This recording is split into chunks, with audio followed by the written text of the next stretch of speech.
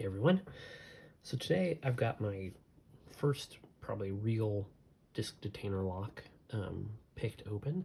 I've done a couple other pretty cheap ones that didn't really count for anything, but this is an actual kind of high-sec disc detainer lock. It's an Abloy Classic. It's got it picked open here. So here's the key. Very distinctive bow, and then obviously because it's a disc detainer you can tell because it's got this kind of very chunky key with these weird cuts in the side. I've got two of these and they are actually keyed the same. So I've got the one that's whole that I picked open, and then this is another one that was made into a cutaway by Retep on the LPU Discord, and they're keyed alike, so the key works in both of them. But you can see the way the disc detainer works is there's a bunch of discs in it. They've got limiters, so they can only go a certain amount. If I put the key in and just turn some of these, you can see they stop right there. But when the key is in all the way and you turn it, what ends up happening is the discs get moved to the correct positions, which in this lock is right there. And then if you keep turning it, you'll see that it actually opens. There's the sidebar going around, so when these discs are all lined up correctly, there's a true gate that's underneath the sidebar falls in, otherwise it's held into a groove inside this housing, and that allows the lock to turn. If the discs are not lined correctly, that sidebar cannot fall into the true gate and the lock will not open. So that's how it works. You kind of have to tension these off of one of the discs that goes all the way to the end on its limiter, because that's what forces this inner plug to turn, essentially, which forces the sidebar against the body, and that provides you the feedback you need to align the discs correctly. So the tool that I used for this one is this. I have a couple of these that I've got. This one I made half of and didn't make the other half. So this body is 3D printed out of resin. I picked this up from somebody on the LPU Discord. And then it's got two pieces. It's got the tensioner, which is this part right here that I actually made out of an ejector tip. And then this part, which is used to turn the discs, which I did not make because it came on another one of these that I bought off of I think AliExpress, which was a kind of a Chinese made one. You can see that this one came with a tip that should have worked for a classic, but it's too big. It did not fit. And I wanted to try making my own tips, so I made this one out of an ejector pin. You can see how rough it is because I made it with files and a Dremel, so, and I'm not a machinist, but it did the job. So this has a bunch of discs in it. These little ones right here are just the spacers. They just keep the discs from rubbing against each other. But then these are the for real discs that get turned by the key or by your pick. So you can see that it's got that big true gate, and it's also got two false gates. And I think all of these have two false gates on them.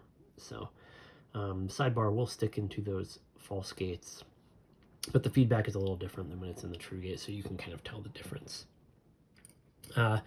So the way this is in, all the discs are in here, stacked up. The sidebar sits right here in this groove, and then it goes in, and you can see there's a groove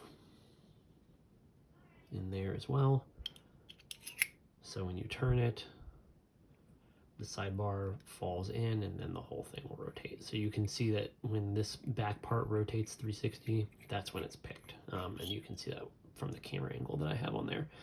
Otherwise, it would basically just turn 90 degrees, and then the sidebar would get stuck because it wouldn't be able to fall into all the true gates, and then it would be in the way, and it wouldn't be able to turn inside this housing. So the sidebar is nothing real special. It's literally just a piece of rod, so nothing too spectacular there.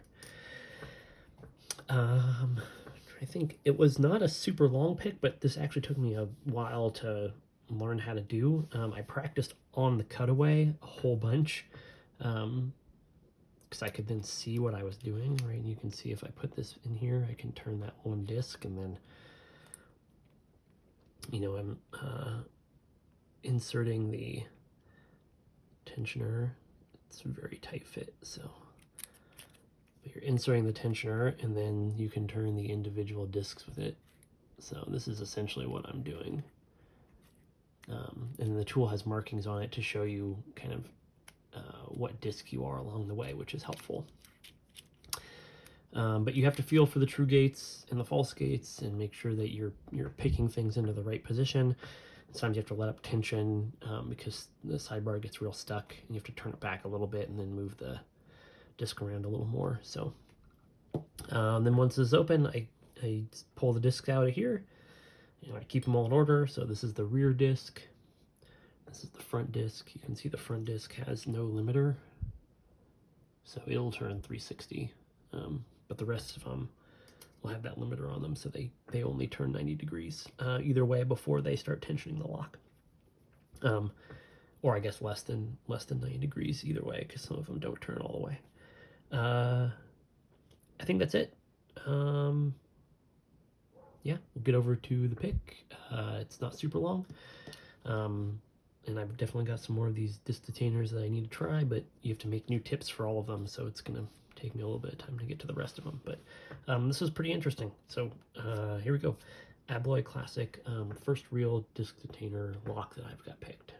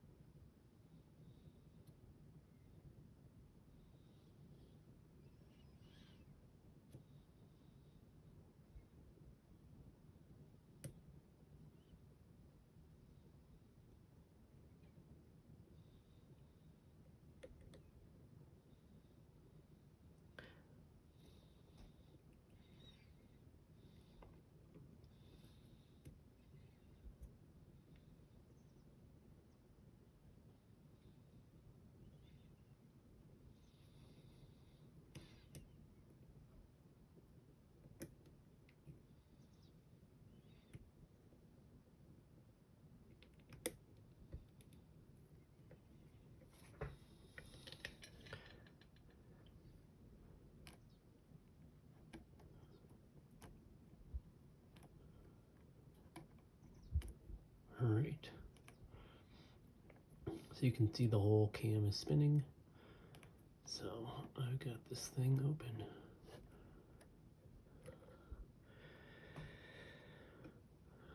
Gonna go ahead and remove my tool now.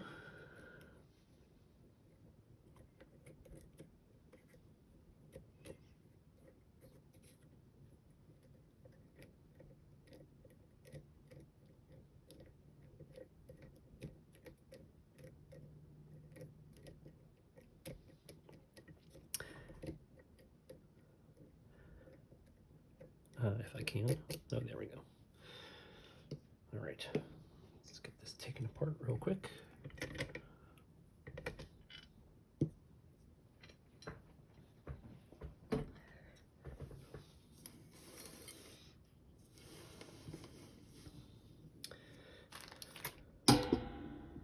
Whoops.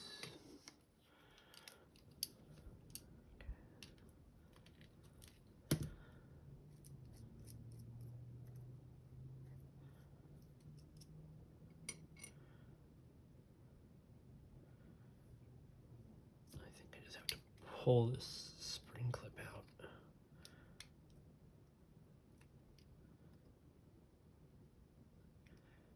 Maybe.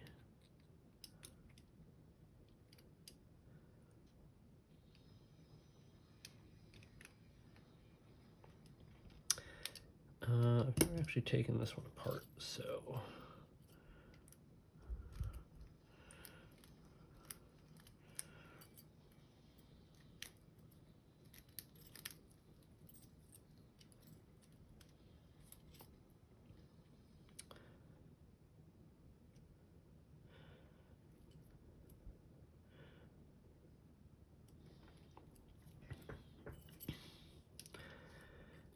Spring clip does not rotate with the lock, so that's something there.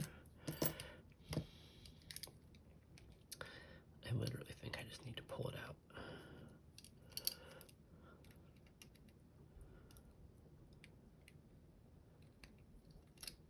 Like that.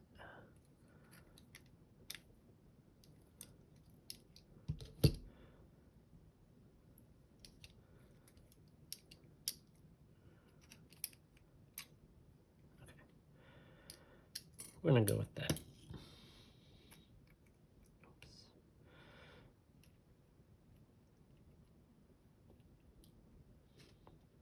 Okay, so there's the body. You can see that's, oops. There's the sidebar groove right there. My lighting is not the best right now. But that's the groove that the sidebar sits in at rest.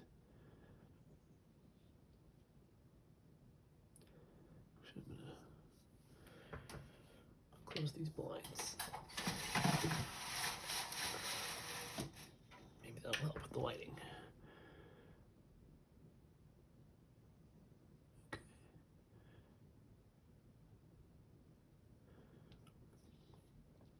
Now let's take these discs out. Oh, here's the sidebar. Just a solid piece of metal there.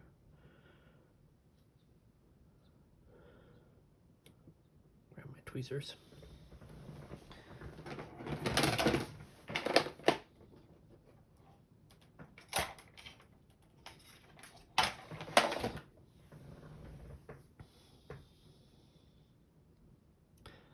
Okay, disc one.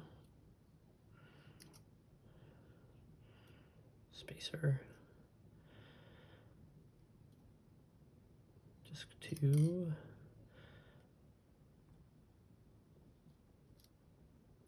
Spacer.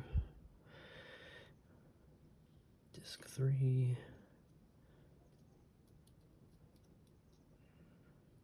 Spacer. Disc four. Spacer.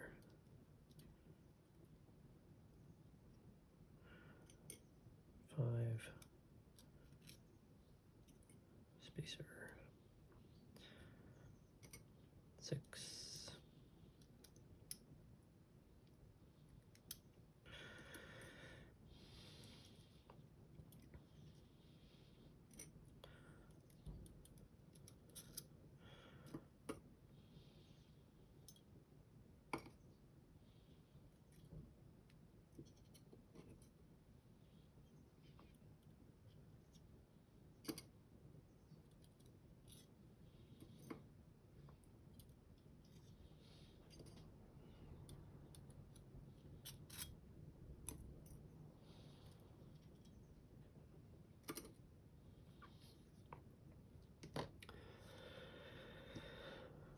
All right, I'm gonna bring these up to the camera.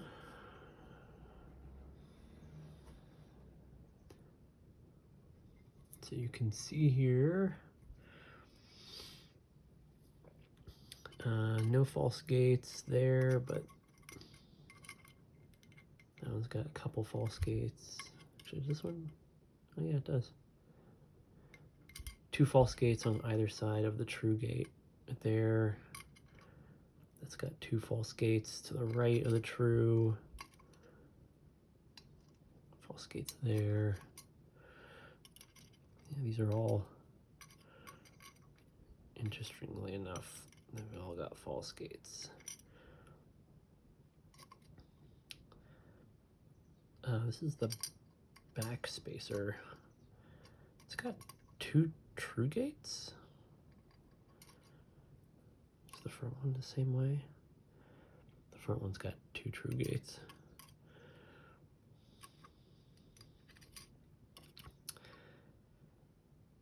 That one's got a slightly different profile. I'm not sure why. So there you go. That is an Abloy Classic.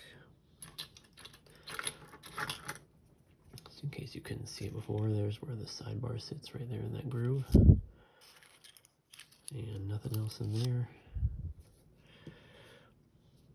Simple design. Tough to pick, for sure. There's one of the discs up close. Neat. That was a little tough to learn, but not too terrible once I got the tooling and everything done. All right, thank you for watching.